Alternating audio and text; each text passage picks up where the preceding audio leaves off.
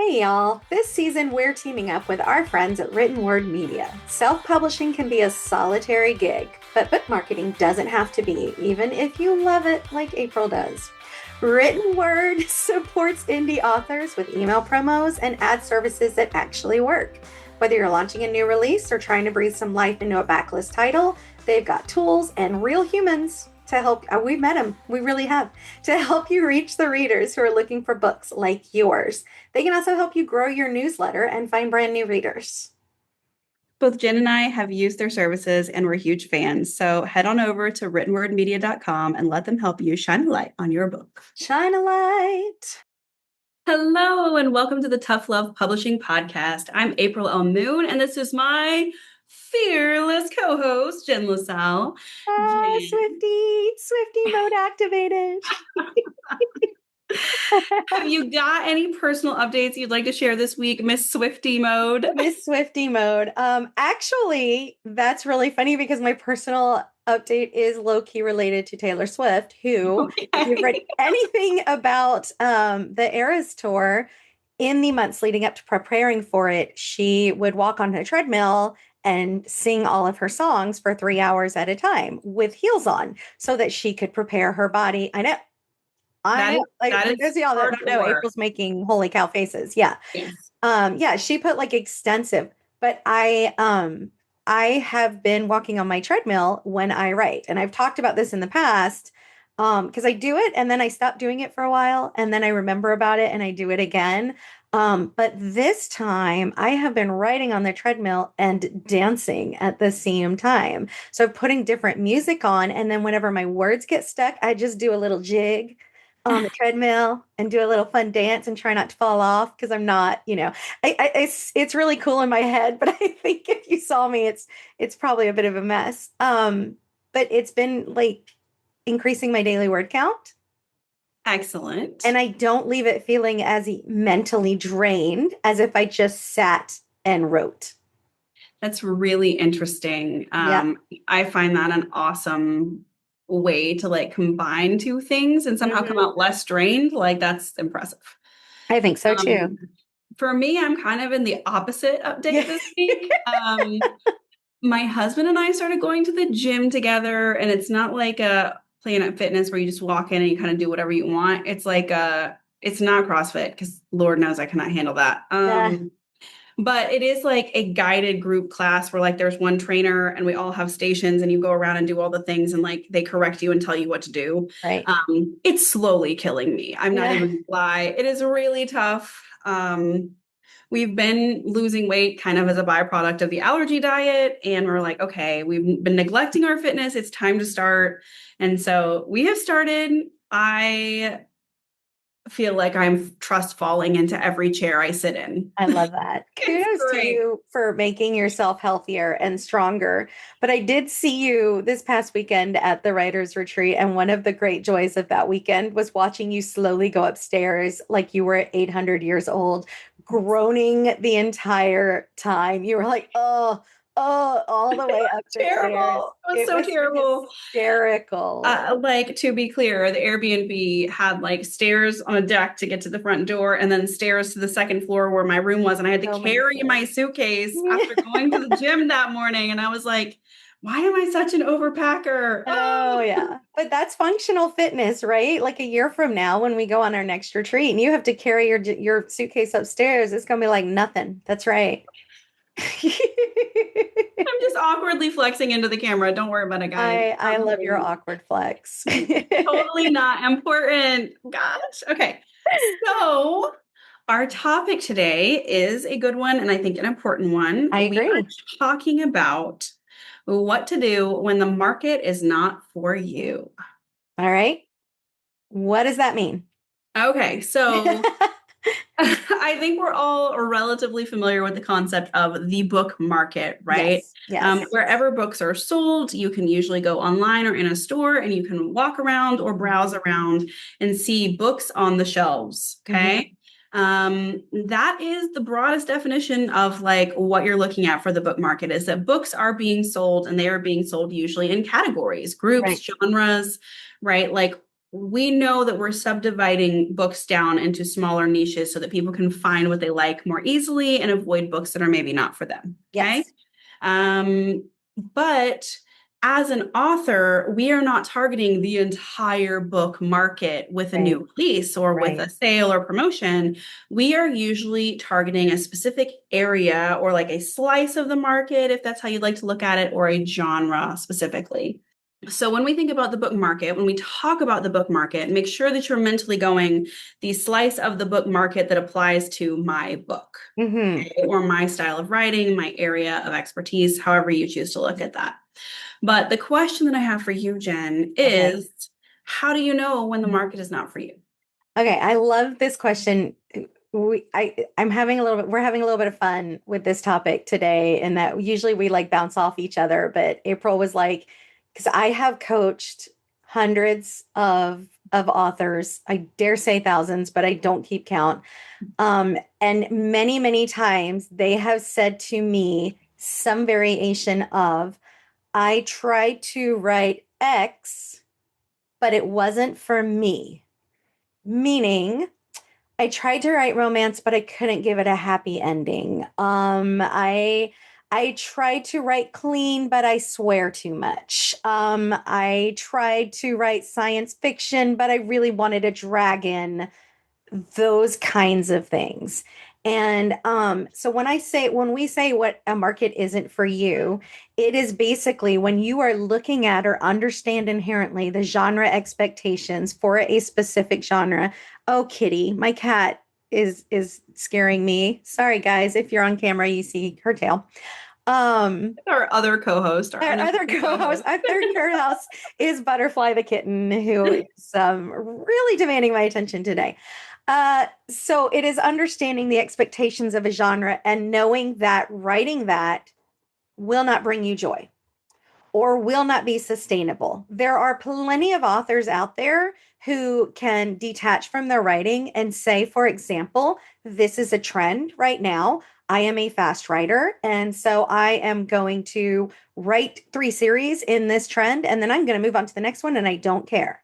Mhm. And there is zero wrong with that. I have zero complaints about that. But speaking personally, what I want is to create a world that is immersive for my readers, and all of my books relate to one another. And I have very specific people in mind when I write. Mhm. I want to love what I wrote. I want to love it. I don't want to just look at it as market. I want to be able to love it, in short. So when you know a market isn't for you is when you read multiple books that are very popular in that market. And it's not I don't like it, because I want to be very, very clear. Like, I've heard this from clients as well, and I'm not a huge fan of this, well, it's not good writing mentality, or it just wasn't as Mm. good as mine, or anything like that. Like, I'm just gonna That's shut that. Yeah. that's just reductive and it doesn't make anyone better. Yeah, exactly. And I just think that if a book is really popular in the market, even if you don't necessarily understand why, there's clearly something those authors are doing correctly, because it's resonating with Right. readers. So it's maybe figuring out what it is that's resonating and asking yourself, can I integrate this into my own writing?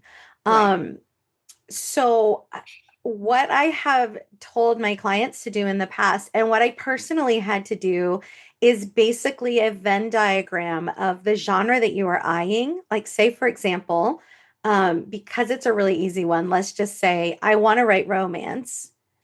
I want to write clean. I want to include a bunch of cuss words. You can't really do that and expect the books to sell at a certain level. Now, there are exceptions to that, and there are authors who are slowly but surely creating sweet spicy, which is like a blend on that. But when you are first releasing your books, or you're a relatively unknown author, if you're moving into that genre, what I would suggest is managing your expectations of how well those books are going to do. There's nothing wrong with mixing up markets, or was it like lampshading expectations, like twisting tropes, for example. There's absolutely nothing wrong with that. But you can't have the same expectations as somebody who's writing exactly what readers expect right away, because that's going to be easier for a reader to find and to digest. So sometimes you just have to work a little harder to reach the success level that you want. Mhm. And sometimes sometimes no matter how much work you put into it, it's just not what readers are looking for.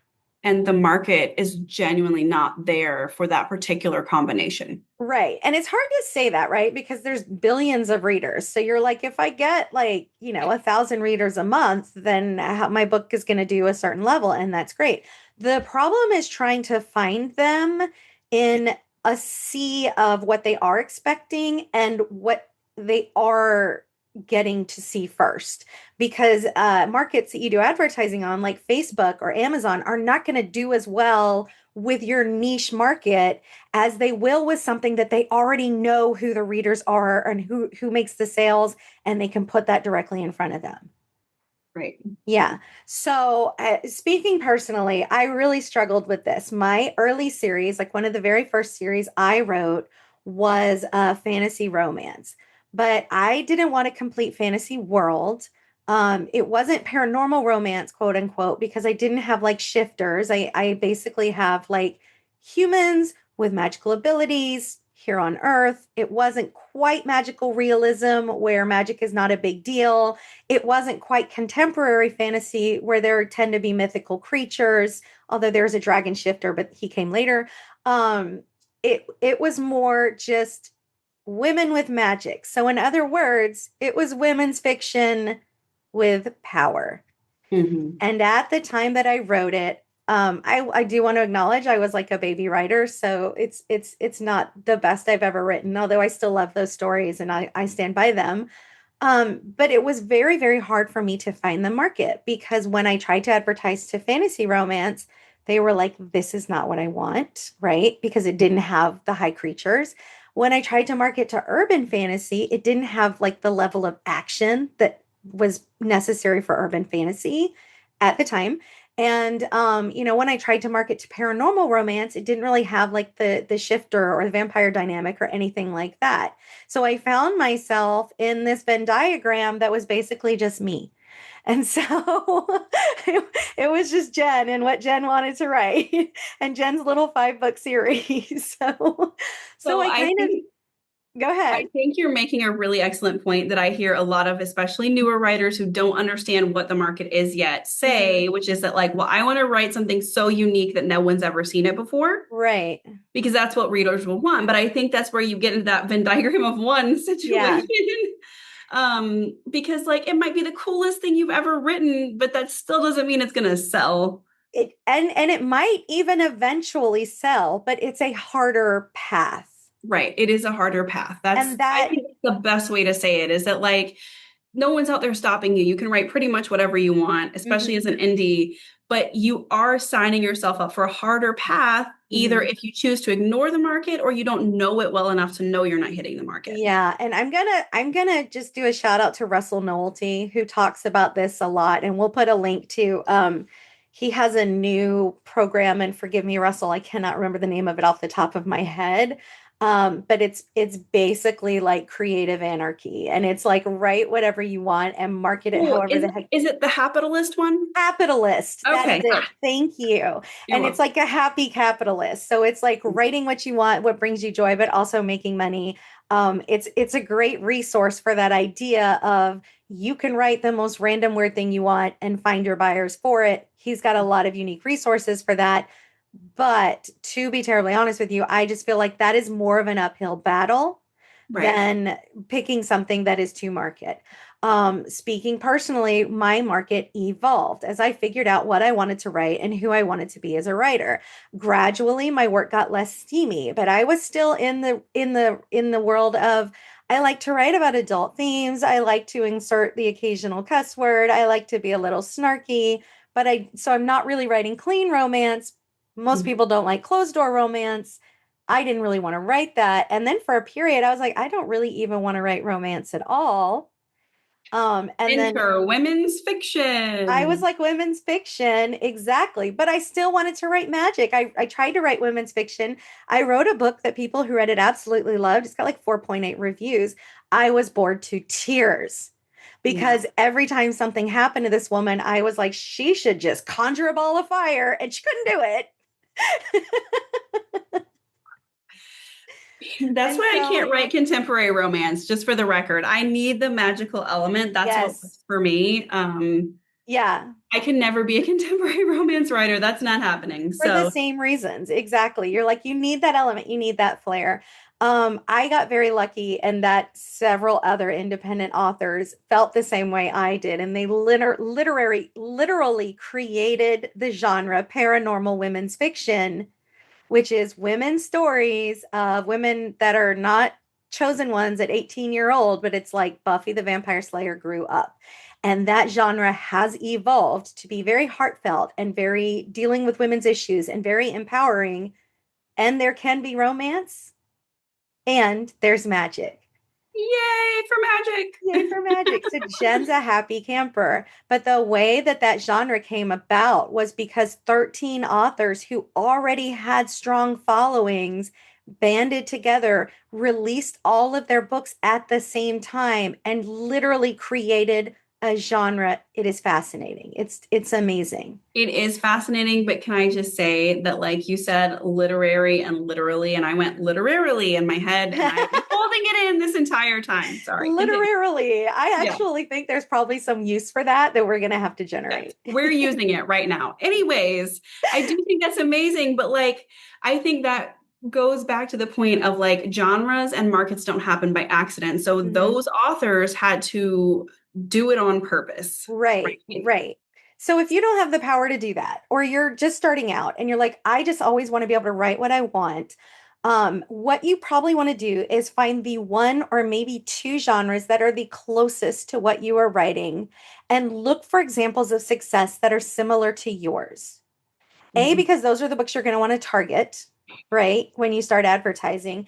And B, because you can make notes of what the readers liked or did not like about it, like what resonated. Then you can find something similar to yours. And if you look at that person, you find an author and you're like, oh, she writes exactly what I want to write. And then you can look on Amazon at like also bots and you can find other authors that write like you want to write, and you start to develop this list of these are the authors in that are writing what I want to write. This is the terminology they're using to define their genre. These are the things that are always included in their genre. For example, paranormal women's fiction, 100% of the beginning, the first 13, but maybe 90% overall, the woman has just left her husband, either by choice or because he was a cheater or did something terrible. Right. I think there's a few where the husband is passed, but for them, that's not the bottom line was it was not a happy marriage. Like that became a staple of the trope for a while. And again, those things evolve over time as more writers come to it, but you make a list of those things, right? And then you make a list of the things that you know you want to tell in the story you want to tell. And you look for overlap because that's where you want to focus your efforts. And then you have to ask yourself the question, I really want to include this thing. None of these books include this thing. How important is it to me to include that thing? And I will say that I have a lot of sympathy right here for anyone who wants to write something that is not marketably palatable or Mhm. palatable to the market, I guess, Mhm. because like I am one of those people that feels like there's only one correct way for the story to go. Right, Like I do not sit down and say, well, this is the plot, and no matter what happens, or no matter who the characters are, you can't deviate from this plot. Like that right, doesn't work for me as a creative process. right, And so, like, if I feel like something has to be in the story, well, I'm just going to have to figure out a way to market it better. right, Right. Like that right. would be my approach to it. I'm not saying that's the right approach, but like I have a lot of like empathy and sympathy here for anyone who is going, well, I really need XYZ in my book to make me fulfilled as a writer, but the Right. market really isn't asking for that. Right. right? And that doesn't mean you can't write it. It just Right. means you might have more of an uphill battle. Mhm. For me, like I tend to start with characters. Like I'm like, this is the character that I want to develop and I want her to go through this experience. So then I'm able to ask myself, how can I make her go through that experience within the confines of this genre? And if I Mhm. can't do it, then maybe that's not the right genre for me, or maybe I need to manage my expectations. And then there were Right. other things that I very purposely add to my paranormal women's fiction, like that it is all set in the South. Mhm. It's all mostly set in New Orleans and surrounding areas.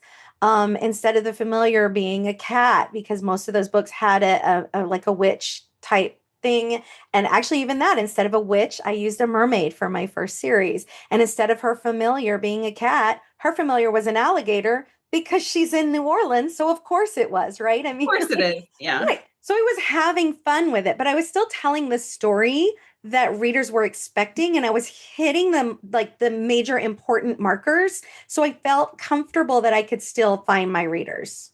And, Right. so far, so good. Yeah. We love a good success story, don't We we? do love a good success story. But let's talk about success because when I was looking at like what the market is, one of the other things that you look at is what percentage of this genre is actually in Kindle Unlimited? Like, where are my readers? Are they Amazon readers? Are they on Barnes and Noble? Are they Apple? Or are they somewhere else? And there's a lot of alternative markets that you can explore if either you just don't want to write specifically to a genre or you want to spread your wings and put more eggs in one basket. Yeah. So, what are they? Oh, the alternative, the wing spread. Okay. Yeah, so I'm gonna let April check in with some of those. I'm just gonna like throw you into the deep end and be like, Throw what do me in. you think? All right. So, I mean, we are very lucky to live in the digital age where we do have so many options for sales. Right. One of the biggies that I think a lot of authors have been jumping on the last few years are subscription platforms. So Patreon, Substack, there's a lot of them. Honestly, I think those are probably the two biggest if I had to guess. Yeah, But there's a lot of people making a lot of money on Patreon. right. Okay. And it's a lot of unconventional stuff too, because I think there's more of an expectation that they're getting something different than the mainstream market whenever you're on a subscriber platform. Right. So that's a really good option. YouTube, which there's a Mhm. lot of different ways you could attack YouTube as an author. Like you could put your face on YouTube if you're so inclined. If you feel photogenic, go for it. There are people who are doing like great comedy things. Like there's this one author who has like the book Goblin, and it cracks me up every Oh, time I see one of her videos. And it's just her like with the blanket and like the whole thing, but it is hysterical. And I that's so stop funny. and watch every single video. So, I did um, have a client who literally just read his stuff on YouTube, but he would do like dramatic readings of it, and I love it. he was making way more of that than actually selling the book. He was like so Right. well monetized. That's amazing. And so Yeah. like you can also put audiobooks on there if you have rights to your own audio, that kind of Mm. thing. There is also TikTok Shop, which is another market. Okay. Like I know people think about TikTok as a marketing platform, like where you're just getting people to come and get your books elsewhere. They Hmm. do have shop features, so that could be an option. There are pay per read and reading apps. Those are a whole different ball of wax, right? So that's Right. like wider, Right. like depending on where you're looking. Yeah. And Mm, Amazon used to have the Vela, which was like the pay per read idea, but it doesn't exist anymore. But there are plenty of alternatives to that where people are literally buying a chapter at a time. yes. And if Yeah. you have spent any amount of time scrolling social media, I am sure you've seen an ad for one of them because they are advertising everywhere. Or you will Um, now because we talked about it. yeah, sorry, I guess. There's also a possibility that foreign markets may be more suited to either your style of writing or the niche you're writing in. Mm, This is a little trickier because one, getting books translated is more of an effort, right? You can't just right. take the same book and put it in more places. You're going to have to Right. do something transformative with it. And it also can be trickier to sell subrights if your book is not traditionally successful in English. Hmm. But I wouldn't rule out foreign markets if you have something that you really think is great quality and you just haven't found your reader group yet. So just keep that in mind. Sure. And then the last one on my list would be direct sales, not because it's small, because it is absolutely not. There are tons of authors killing it with direct sales. Right. I think with direct sales, there are a lot of pros and cons, though. Like you should Okay. be fully aware of what you're signing up for with direct sales. So, like pros, the ones that push most people there would be higher profit. You Mhm. have complete control over pricing. So there's no Amazon like, oh, you only get 70% if you go from $2.99 to $9.99. Right. You can bundle things in different ways. You can do upsells. Like there's a ton of options with Mhm. direct that you don't get on a market that you don't own, Yeah, right? it would also say because you don't own that market, but when you do direct sales, you do own the market. Like you know Right. who buys your data, so or your books. There, you get the customer data. There is Right. no ad for someone else's book taking them away from you, Right. right? Right. Like they're only looking at your little world universe, however you think of it. I didn't mean to say little, but they're looking at your stuff. Okay. No minimization here. That was not my intention. But like, there are also some pretty hefty cons to direct sales. Like, one, you have to drive all of the traffic. Hmm. And if you're not selling books, because how I use my direct store is like I offer signed paperbacks, I offer special editions, but you wouldn't even know that's out there if you don't read the back of my book right now. Because like Right. put the link as a back matter, call to action, and then people who've already read it and love it can come find my books. Right. But They have to already know who you are as an author.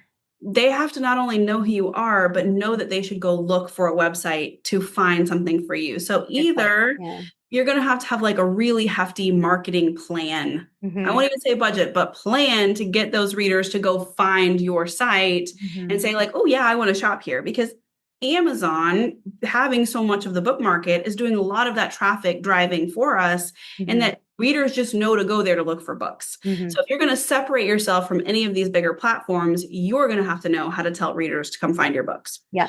Um, Other major cons that I have firsthand experience would be customer service issues. Like I had no idea so many packages got damaged or lost. Hmm. Damage is a real butt kicker and it's not fun. And it's like, wow, I guess I'm shipping double the bugs. Like it's just something to deal with. Yeah. And also someone has to be checking for those emails and messages and following up with people. And like that's time. That's time Right. you're going to be taking away from writing a book or Right. money that you're hiring someone. There's no way around that Yeah. that I know of anyways. If you've got a way around it, please drop it in the comments. Okay? Shipping issues I already mentioned, but like even things with like changing world climate of like, are you going to get tariffs on things? Are you Right. going to have something delayed at a port because there's been some nationwide problem with importing things? Right. Stuff happens, it's outside your control. Okay. And then this one, Jen made me put on the list. What storage of all the items that you are selling, right? That is not a small thing to carve out space in your home and your life for all of these physical items that you might be selling. Yeah, or as your business grows, renting a storage unit and yeah, Or having buying some a warehouse buying, eventually. Like, right. Or didn't our friend told us somebody has their own printing press now and they're just oh, printing it is Willow Winters. And Willow she's got Winters. videos of it on her socials that are impressive. Yeah. Absolutely amazing to me, but I don't have anywhere to store a printing press as of now, but Not yet. not yet. I want that. I think that would be really fun. And not just shipping issues, but it's somebody to like manage the orders, right? And like pack them and put the labels and get the labels and send them and all of that good stuff. So Right. And put all the goodies in and like all the extra stuff that goes into it. So, yes, because usually you add in stickers or bookmarks or something fun to like set your book aside. which is more stuff to order and more stuff to store and more stuff to not forget. And like it's a compounding thing. So Right. I think because we primarily as authors deal with ebooks, it's really easy to forget that there's a lot of logistics that Mhm. these markets are taking care of for us. Yeah. So when you take it all on yourself, it can be a bit of like, oh, that's a lot more than I thought it might be. Yeah, it's a little bit of a shock. So, Yeah. and to be clear, because we were talking about what to do if the market's not for you, and this is an alternative to that, right? Like starting your own direct sales. But even if you are writing in a major market like April is, these are also options for you to broaden your platform Right. if Yeah. you so choose. Absolutely. But I love that we have the choice. I'm just saying, because some of these are definitely not for me. Like I love being an indie author for just that reason because you can experiment to your little heart's content and some things will work and some things won't, but you just get to play and keep playing Yeah. if you And I want to. mean, that's the heart of it too. Is it like saying, oh, the market's not for me can sound kind of like, well, you're done then if the market is Mhm. not for you, but it's really not Yeah, because you can always write another book. You right. can always find a new hook for the books you've already written. You can Hmm. always find a new group of readers that might have been looking for exactly what you wrote but didn't know it was out there, right? So Yeah. like it's a tougher path to walk, but it's not impossible. Yeah, and you can even take those books down and rework them and rebrand them. So for example, if you wrote a fantasy romance series and you're like, this had cussing and adult content, but it didn't have any steam, so readers didn't like it, you can add steam to it. I have a friend who writes sapphic fantasy, and she had written it more as a spy thriller kind of fantasy.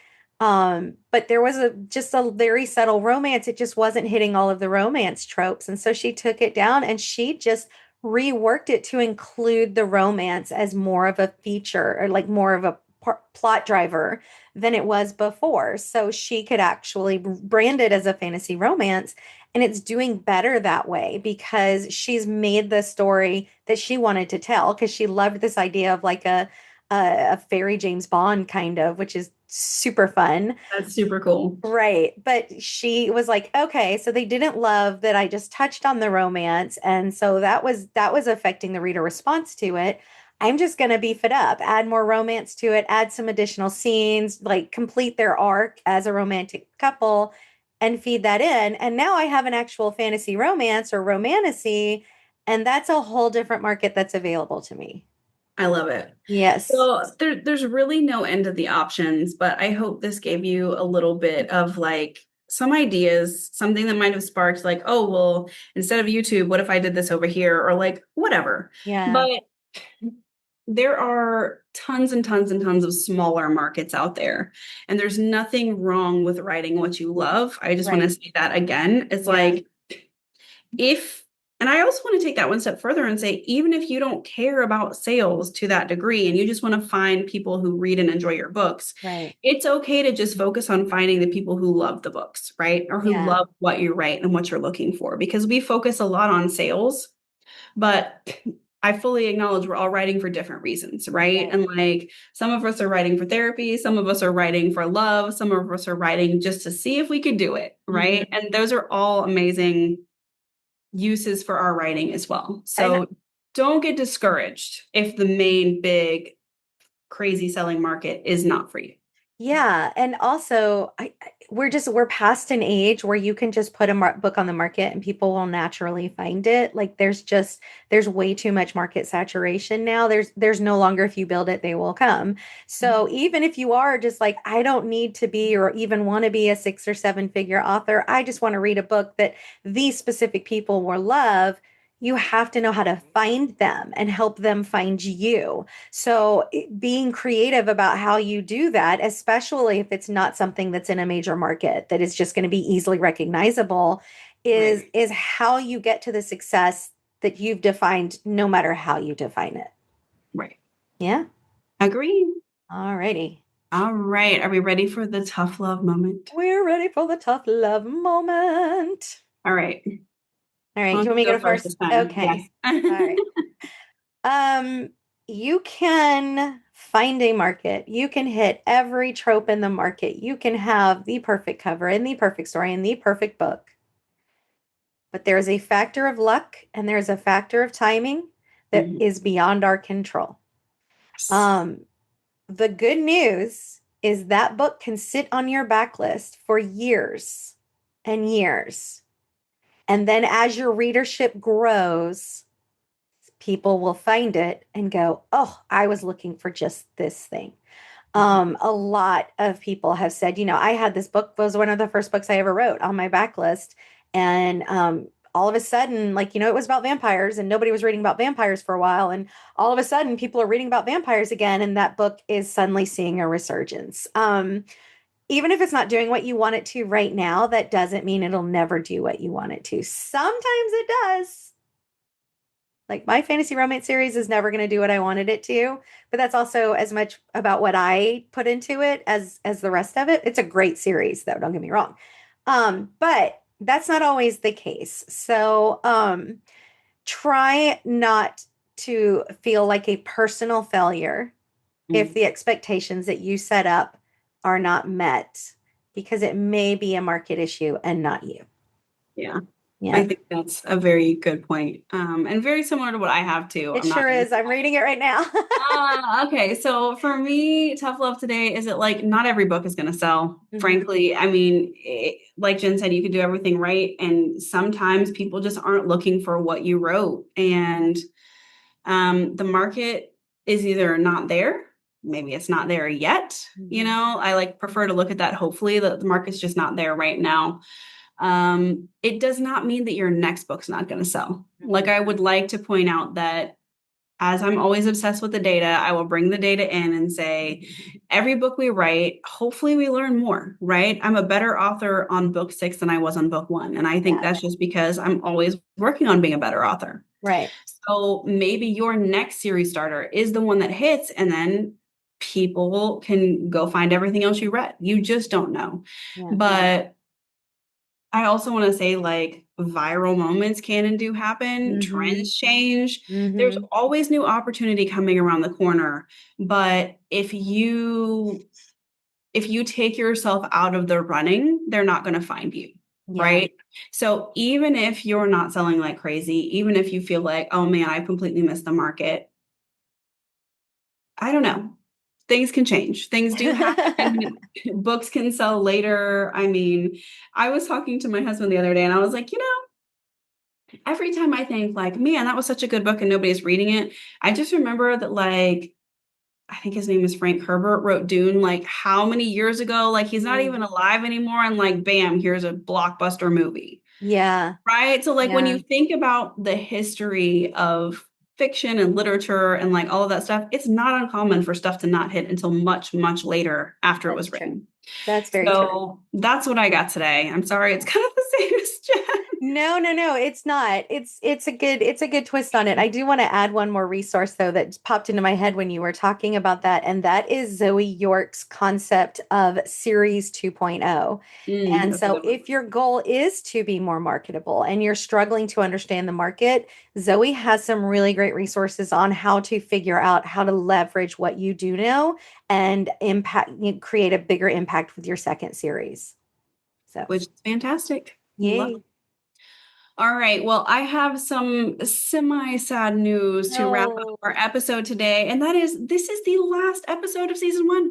Oh my goodness. We're 13 episodes deep, friends, and we decided that we were going to be producing the podcast in seasons because that is what's sustainable for us long term with our author Yes. businesses and the fact that we're both moms and just in general, that's what we can do. Yeah. So we really hope you love season 1. Another shout out to our sponsors, Written Word Media, for We helping make it love you, happen written this word. Yes. season. Thank you for believing in Um, us in our very first season. yes. Yeah. If you have something that you would love to hear us talk about in season 2, Which will be please, back. yes, we will be back. Please let us know what you want us to talk about in season 2. You want more mindset? You want more hands-on tips? You want some how-tos? You want more guests? Is there someone you'd love us to talk to? Whatever it is, let us know because we're planning to come back in January with season 2. So until then, my friends, bye y'all. Thank you, everyone. We appreciate you. Bye. And before we go, I wanted to take a moment again to say thank you to our friends at Written Word Media for supporting season 1 and this episode. If you're an indie author looking to reach more readers without losing your mind or your writing time, check out their email promos and ad services. They make book marketing feel doable. And if you're anything like me, you might even find it fun. Head to writtenwordmedia.com and take the next step in getting your book into the right reader's hands.